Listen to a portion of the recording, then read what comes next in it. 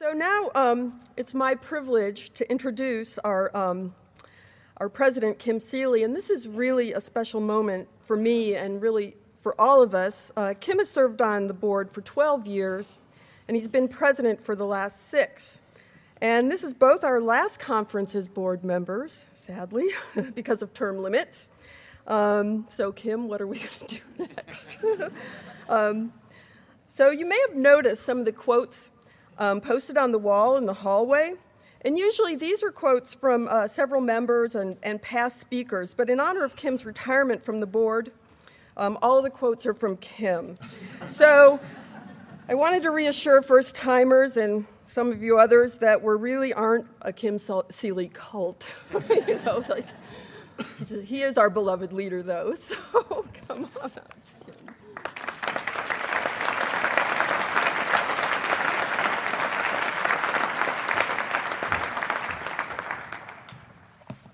Good morning, everybody. I have a special day here because my young, almost year-old grandson is with me and my wife and my daughter-in-law at this conference. And my son, his dad, called this morning and said, you know, some of the things that we've done because of knowledge we've gained from other Pasa members and other farmers. Our 20-year-old dairy cow this morning had a baby calf on the day of the conference. So. How many sponsors? I want everybody, I looked at the back of the program here, and all the sponsors and all the friends of the conference. Can you all stand up?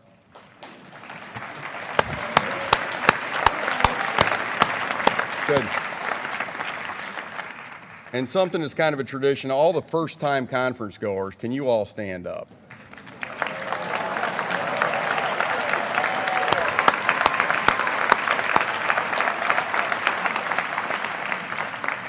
It's always good to get a little perspective about just what that looks like. Why is it possible that my wife Ann and I and my daughter-in-law and Jack could spend 4 days here for the first time that we've been Pasa members since joining Pasa? It's because my son has gained the knowledge and developed the strength and focused his determination to sustain our farm while we are gone. Sean is at home covering many bases today. He's managing 250 dairy and beef animals. He's facilitating milk and meat deliveries to the Penn College of Technology, who has been a customer of ours for over 10 years, and he is overseeing our farm store.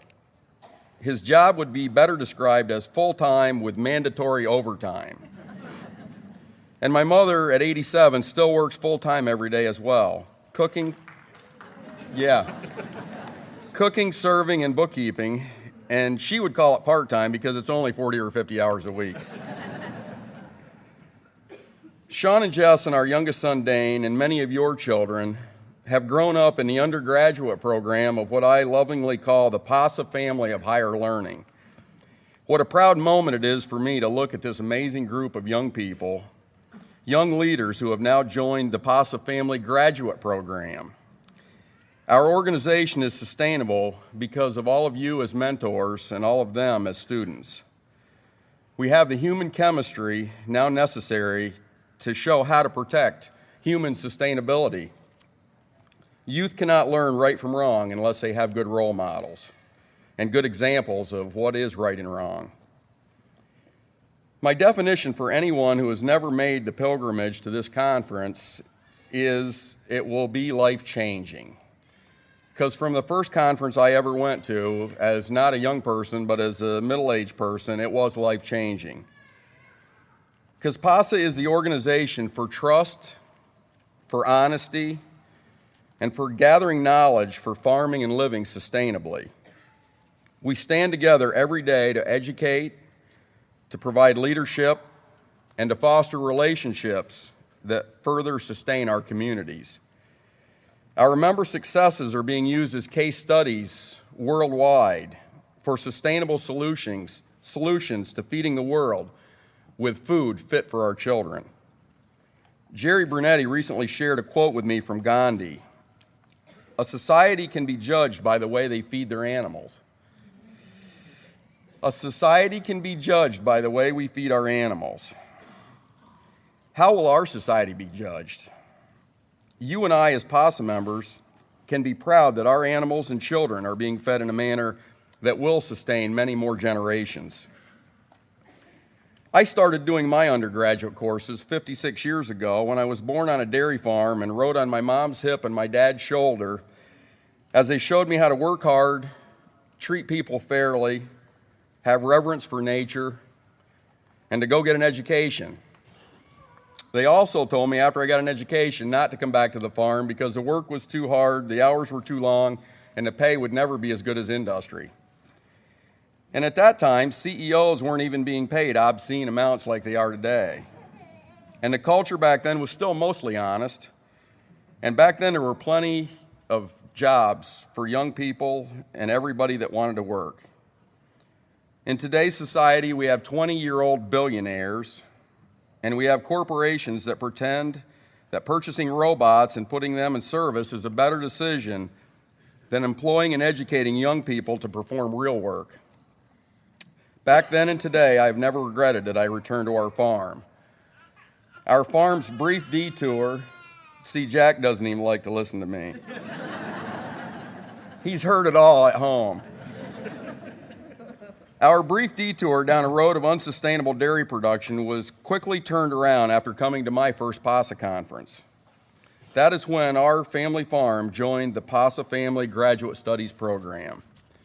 Over the years, I have been lucky to have met many of you personally, and your inspirations and your teachings have made our farm what it is today and where it is headed tomorrow. I am forever indebted to the founders of Pasa for their insight into the future of what our food systems would become without common sense factored into the food chemistry experiment our agricultural leaders condoned and also funded.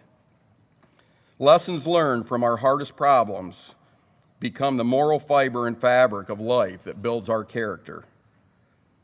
This year has been a stressful time for our family because of our fire back in March at our creamery. But you know, we had a lot of support from this group of people. We greatly appreciate that, and it's what got us over the hump. I must apologize to some of the folks that I had made promises about having meetings with, like Weston Price and the CARE folks. And this year I spent my whole time making apologies to board members and people that I had missed phone calls with and conference calls, and I truly felt like a lame duck president all year long. But I will even say that a sustainable organization picks up and goes on, and all the staff and all the other board members picked up all that slack and moved ahead stronger than ever. Even though I will be leaving the board, I want to assure everybody that I intend to stay involved in any capacity that anybody would want me to stay involved. I relish the opportunity to work with all of you today and tomorrow for the betterment of our children's food and watersheds. Where would our farm to be today without the relationships we have found through Pasa? Where will it be in 100 years? It's something fun to dream about. Now let me diverge a little bit here on a business topic. We reconfigured the annual meeting this year to not be at the conference, but it's going to be held in Harrisburg on March 24th. And I would like to encourage all of you to make it a priority to come to that meeting. There will be important votes needed on bylaw changes. And at this time, I'd like to bring up an interesting observation that has been predicated over the last few months, but also in the last couple of days of talking with people in the hallway. Currently, I could poll a cross-section of our members and get very different answers about where Pasa needs to go in the future. Sometimes we hear that we shouldn't be doing policy work. Sometimes we hear we do too much fundraising. I hear from members that we spend too much time on these. But let me assure you, as a longtime farmer, I have seen too many failed farm policies, and I've seen way too much unfair lobbying money buying improper influence. And as president of the board, I've always encouraged support for these two very important issues, which trace back to our founders' desire to have these as part of our mission. For Pasa to have an impact, we must delve into well-chosen policy debates. As for fundraising, if we want to continue the excellent work that our members demand, we must reach out to the benevolent among us. Why do we sometimes need to focus our efforts on policy changes? Let me give you an example.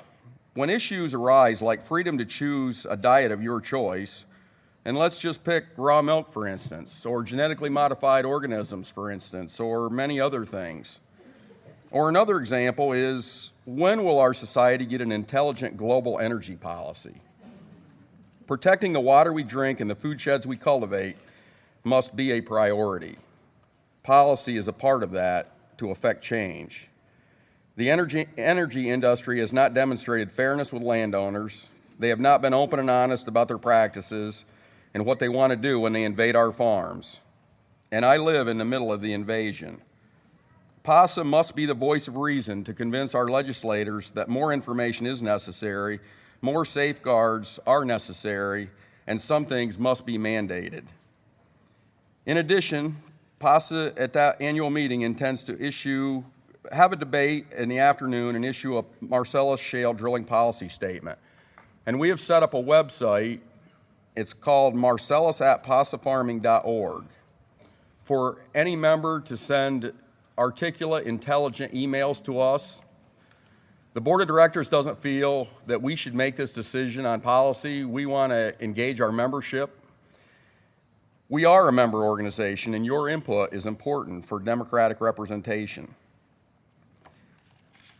I encourage you to come to that because members sometimes are complacent about how their organization will be run. We want to ensure that we run it the way our members determine. I am here today representing our family farm, and more importantly, all of you and your children's future. Why is it so important for all of us to stay connected as an organization? Independently and individually, we live to fulfill our human need to survive. But collectively, we accomplish what is necessary for civilization to survive. Our conference every year is a showcase of world-renowned talent. As I walked around and observed the friendships reunited, the intense conversations, and the genuine, warm, positive spirit that this group exudes, I can only conclude that Pasa has become the most diverse, fairly balanced member organization to be found anywhere. In my years on the board, I have had the opportunity to sit next to men and women that I hold in the highest regard, who inspired me and challenged my depth of sustainable thinking. And at this time, I would like Brian Moyer and Mary Barbercheck to stand up and remain standing, as they are both up against term limits and are leaving the board as well.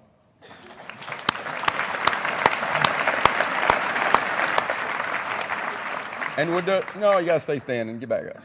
And would the rest of the current board please stand up now and remain standing?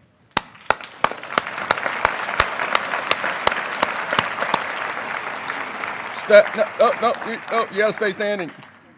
They aren't good at following directions. This group, get to know them. They represent the entire organization. There's diversity in occupation, in region, and everything among the current board. And we have new board members coming on in March, and the board is very interactive and always appreciates member feedback.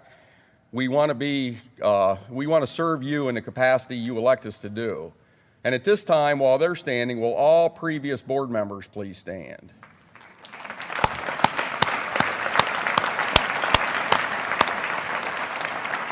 Okay, now you can sit down. The reason this organization stands tall today in all circles is because of the people that just stood. But without their leadership, Pennsylvania would have a gap in sustainability right now. And Pasa, under Tim Bowser's guidance, laid a solid foundation poised for success many years ago. Lamont Garber stepped in as an interim executive director when we were in transition looking for a new executive director. And along came Brian, Paula, and their family, and Brian became the perfect choice to grow the organization to what we are today. Pasa is a nationally recognized sustainable ag leader. The success of Pasa and our members will only guarantee we will be attacked more on a local, sustainable, and organic level by industry-funded power brokers. We must always remember to stand together with all other organizations who want a sustainable future for their children. We must quietly and clearly tell our stories. We must demand policy change for our children's sake, and we must always be ready and willing to fight for social consciousness and for healthy food choices. If we stay committed to the Pasa mission if we stay connected as Pasa members, and if we continue to make sustainable decisions, it's a wonderful legacy that you and I can be proud of will continue. Thank you.